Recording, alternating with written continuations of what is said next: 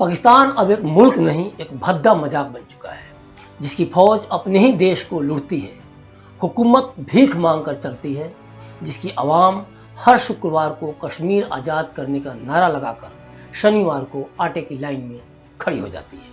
लेकिन हैरानी की बात ये नहीं, हैरानी की बात ये है कि भारत के अंदर ही कुछ लोग आज भी पाकिस्तान के नाम पर न सिर्फ डर बेचते हैं, बल्कि उस मुल्क की हार को अपनी वैचारिक जीत मानते हैं। उस मुल्क की जिसका जनरल मुनीर पहले गिदड़ भभकी देता है और फिर जब मोदी बिहार की धरती से दहाड़ते हैं तो पूरे परिवार को लंदन शिफ्ट कर देता है।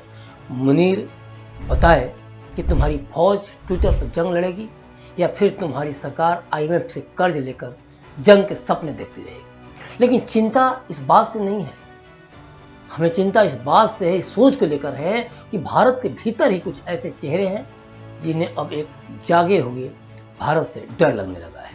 ये कहानी सिर्फ सरहद की नहीं है, ये कहानी उस मानसिकता की है जो भारत के आत्मविश्वास से कांप रही है, और यही कारण है कि गद्दारों का यही डर आपको ही ट्रोल करने लगता है। अब सवाल ये उठता है कि डर आखिर किसे लग रहा है, पाकिस्तान को या इन्हीं ग्लोबल सिटीजन आत्माओं को जो भारत का झंडा बायोडाटा में तो रखते हैं, लेकिन जब बात देश की सुरक्षा की हो तब शांति वार्ता और मानवाधिकार के चादर ताने खड़े हो जाते हैं। जरा गौर करिए, पाकिस्तान जैसे देश के पास खाने को आटा नहीं है तो आखिर कौन सी इकोनॉमी। मुनीर भाग खड़ा हो रहा है तो लीडरशिप कैसी, और इसके झूठे मंत्री हर दिन डर के मारे हकलाकर कुछ का कुछ बोले जा रहे हैं, तो क्रेडिबिलिटी किसकी और किस बात की। उनकी हालत ये है कि IMF से लोन लेकर भी बेशर्मी से नाचते हैं और कहते हैं हम जंग के लिए तैयार हैं। भाई पहले रोटी का इंतजाम तो कर लो, फौज को जूते तो दिला लो। और यही डर उन्हें खा रहा है, क्योंकि उन्हें मालूम है कि अब वाला भारत 90 का भारत नहीं है जहां आतंकवाद पर केवल निंदा प्रस्ताव पास होते थे। अब वाला भारत सर्जिकल स्ट्राइक करता है और फिर न्यूज बुलेटिन में नहीं बल्कि LOC पर जवाब देता है। लेकिन अंदर का खेल तो ये है कि जब भारत अपनी तैयारियों की बात करता है, अग्नि मिसाइल रेडी, तेजस डिप्लॉयड, UAV पेट्रोल्स एक्टिव, तब इन कुछ लोगों को जलन होने लगती है। ये वही लोग हैं जो हर बार भारत के प्रधानमंत्री से पूछते हैं आप युद्ध की भाषा क्यों बोलते हैं, लेकिन पाकिस्तान से कभी नहीं पूछते कि तुम आतंकियों का पालना कब बंद करोगे, क्योंकि इनकी नज़रों में देश प्रेम का मतलब सेकुलर नैरेटिव से फिट बैठना है। अगर आप अपने देश की ताकत का जिक्र करते हैं तो आप हेट स्पीच वाले हो जाते हैं। वाह भाई, देश की ताकत पे भी अब डेमोक्रेसी खतरे में पड़ जाती है। असल बात यह है कि पाकिस्तान डरता है भारत से, और भारत के भीतर कुछ लोग डरते हैं उस भारत से जो अब आत्मनिर्भर हो रहा है, जिसके पास फुल कॉन्फिडेंस है और जो हर चुनौती का सामना करने को तैयार बैठा है। आप पूछिए इन भाई लोगों से कि जब चीन से तनातनी होती है तब भी ये भारत सरकार को ही कोसते हैं। जब पाकिस्तान गोली चलाता है तब भी इन्हें सीमा पर तैनात जवानों की नहीं, शांति वार्ता की चिंता होती है। जब आप लिखते हैं कि भविष्य को देखकर पाकिस्तान डरा हुआ है तो इन्हें मिर्ची क्यों लगती है, क्योंकि सच्चाई यही है कि डर उन्हें भारत की ताकत से नहीं, भारत के जागने से लगता है। और एक जागा हुआ भारत जो अपनी सीमाओं की रक्षा कर सकता है, जो आतंक को कुचल सकता है, जो आत्मनिर्भर हो सकता है, वो इनके एजेंडे को, इनके प्रोपेगेंडा को नंगा कर देता है। अभी हाल ही में असीम मुनीर नाम का एक जनरल, जिसे पाकिस्तान के लोग चीफ ऑफ आर्मी स्टाफ कहते हैं, खुले मन से वो बोल गया जो अब तक पर्दे के पीछे से बोला जाता था। लेकिन वाहवाही के चक्कर में उसने जहर तो उगला, लेकिन अपने ही लोगों के उड़ते तीर उसने लपक लिए। पाकिस्तान की कहानी ना भूलें। Well, our forefathers they thought that we are different from the Hindus in every possible aspect of life. Our religion is different. Our customs are different. Our traditions are different. Our thoughts are different. Our ambitions are different. That was the foundation of the two-nation theory that was laid there. That we are two nations. We are not one nation. So because of that, our forefathers, they struggled, mounted that incessant struggle to create this country. Our forefathers, they have sacrificed immensely, and we have sacrificed a lot for the creation of this country, and we know how to defend it. Munir का ये बयान केवल बयान नहीं है, ये इरादा है, और इरादे तब खतरनाक होते हैं जब वो जहरीली सोच के साथ आते हैं। अब देखिए, ये वही पाकिस्तान है जो हर साल संयुक्त राष्ट्र में कश्मीर कश्मीर चिल्लाता है, लेकिन अपने घर की तरफ आंख उठाकर नहीं देखता। जहां बलूचिस्तान, सिंध, गिलगिट बाल्टिस्तान पीओके खुद आज़ादी के नारे लगा रहे हैं। वही पीओके जो 1947 में भारत का हिस्सा था, जिसे महाराजा हरि सिंह ने भारत में मिलाया था और जिसे लुटेरों और कबीलाइयों की आड़ में पाकिस्तान ने धोखे से कब्जा कर लिया था। अब जब आप और हम कहते हैं कि पीओके वापस आएगा, तो कुछ लोग छाती पीटने लगते हैं, कहते हैं अरे युद्ध की बात क्यों करते हो। लेकिन जब पाकिस्तान के सैन्य प्रमुख से लेकर उसके मौलाना तक सीधे हिंदुओं की हत्या की बात करते हैं, तो ये सब चुप्पी साध लेते हैं। क्यों? क्योंकि उन्हें भारत का पलटवार रास नहीं आता। और देखिए, ये कोई छुपी हुई बात नहीं है। आज विपक्ष भी कह रहा है कि हम सरकार के साथ हैं, होना भी चाहिए। Every single Indian stands united, stands together, so that we can defeat what the terrorists were trying to do. देश पहले आता है, पार्टी बाद में।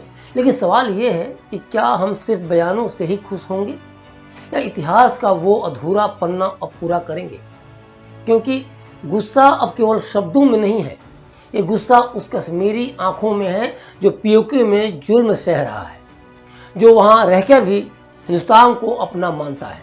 वो इंतजार कर रहा है कि कब एलओसी नहीं, देश के किसी भी नेशनल हाईवे से, किसी भी एक्सप्रेसवे से भारत की बस उसके गांव तक पहुंचे। आप जरा सोचिए, जो कश्मीरी 77 साल से बिछड़े हैं, उनके लिए ये केवल जमीन का नहीं, पहचान का सवाल है। और जब भारत की जनता कहती है कि अब वो जमीन वापस चाहिए, तो वो केवल बदले की बात नहीं होती, वो न्याय की मांग होती है।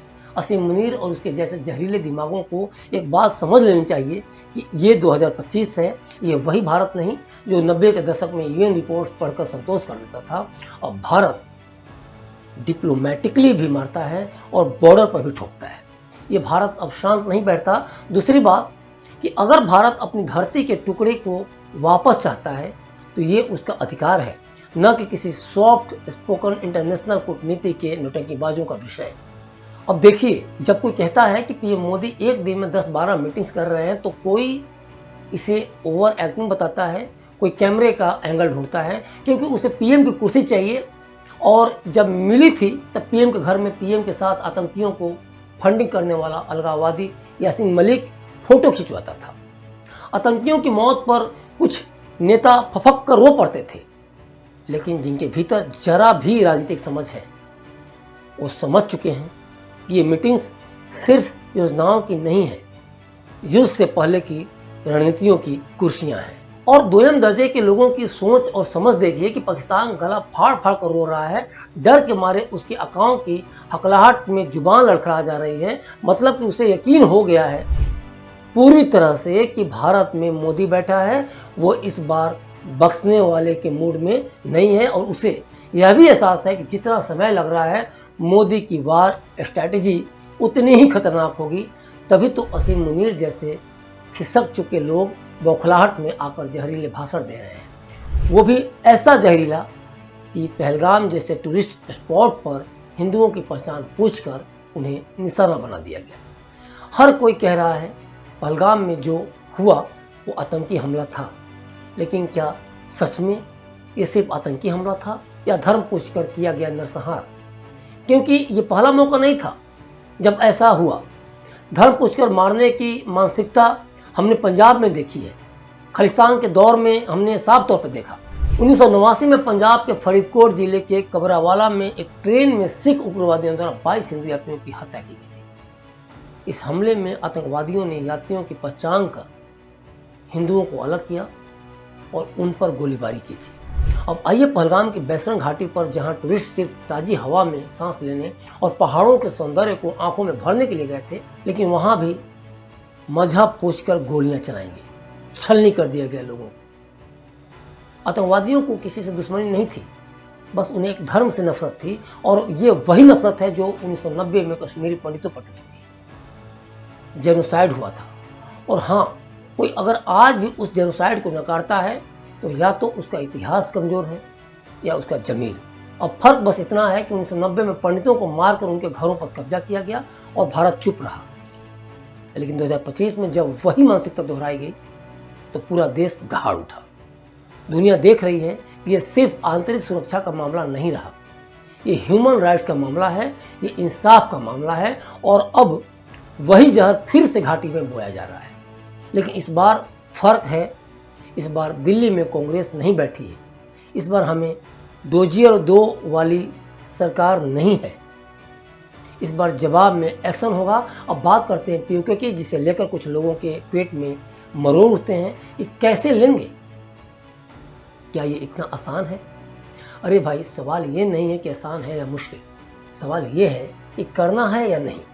और यकीन मानिए, पीओके की वापसी ही वो दरवाजा है जिससे बलूचिस्तान और पख्तूनिस्तान की आज़ादी बाहर आएगी। जैसे भारत एलओसी के पार जाकर अपना हक वापस लेगा, पाकिस्तान की पूरी इमारत धड़कने लगेगी। बलूच और पख्तून वैसे ही हमें अलग करो, हमें इंसान समझो का नारा सालों से लगा रहे हैं। उन्हें तो बस इतना चाहिए कि कोई पहल करे और भारत की पहल उनके लिए इतिहास की सबसे बड़ी उम्मीद बनेगी। अब एक सवाल फिर से उठेगा, युद्ध क्यों, कूटनीति से क्यों नहीं? तो भाई साहब, अगर 77 साल की कूटनीति से कुछ नहीं बदला तो अब वक्त है कि कुछ बदलने दिया जाए। ये मोदी को मालूम है इतिहास सिर्फ किताबों में नहीं लिखा जाता, कुछ इतिहास एलओसी पार करके भी मैदान में लिखा जाता है। और शायद अब वो घड़ी आ गई है और जो बात अब पाकिस्तान को समझ में आ रही है वो ये है कि भारत बदल गया है। अब ये 1990 वाला इंडिया नहीं है। अब यहाँ का प्रधानमंत्री हर दिन 10-12 बैठकें कर रहा है, तो उसका मतलब सिर्फ ब्यूरोक्रेसी नहीं है, वो पीओके की घड़ी का उल्टा काउंटडाउन है। आज अगर कोई भारत और पाकिस्तान के बीच अंतर पूछे तो पता है सबसे बड़ा अंतर क्या होगा? पाकिस्तान हर रात डरा हुआ सोता है और हम हर सुबह दुनिया के नक्शे पर पाकिस्तान को सर्च करते हैं, इतिहास का नक्शा बदला या नहीं। जिस दिन भारत के सैनिक सुबह की पहली किरण के साथ पीओके में तिरंगा फहराते दिखें, वो सुबह सिर्फ एक जीत की नहीं होगी, वो 1947 से लड़के सवाल का जवाब होगा। और ये तय है कि जिन्ना का गुनाह मिटेगा, मुनीर का जहर खत्म होगा। तो बस संयम रखिए, क्योंकि कलेजे को ठंडक देने वाली सुबह अब दूर नहीं है।